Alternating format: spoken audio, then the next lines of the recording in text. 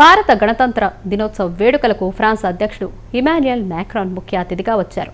Republic కార్యక్రమం stage పైన ఆయన ప్రసంగించారు. భారత విద్యార్థులకు ఆయన స్వాగతం పలికారు. ఫ్రాన్స్లో చదువుకునే దిశగా మరిన్ని చర్యలు తీసుకుంటామన్నారు. 2030 నాటికి భారత్ నుంచి 30,000 మంది విద్యార్థులను ఆహ్వానించేందుకు టార్గెట్ను ఫిక్స్ చేసుకున్నట్లుగా ఆయన చెప్పారు. భారత విద్యార్థులకు ఫ్రాన్స్ ఏ విధంగా తోడ్పాటునందిస్తుందో మ్యాక్రాన్ వివరించారు. ఫ్రెంచ్ మాట్లాడలేని విద్యార్థుల కోసం విశ్వవిద్యాలయాల్లో ప్రత్యేకంగా అంతర్జాతీయ తరగతులను ఏర్పాటు చేస్తామని చెప్పారు. వివిధ సంస్థల భాగస్వామ్యంతో ఒక నెట్వర్క్ను సృష్టిస్తామని వివరించారు. ఫ్రాన్స్లో చదివిన పూర్వ విద్యార్థులకు వీసా సదుపాయం కల్పిస్తామన్నారు.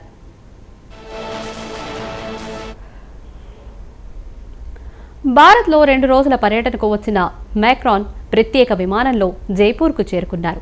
ఆయన అక్కడ అమర్ కోటకు సందర్శించారు. ప్రధాని మోదీ ఆయనకు స్వాగతం పలికి హస్తకళల దుకాణంలో కొన్ని అయోధ్య రామ మందిర నమూనాలను అందించారు.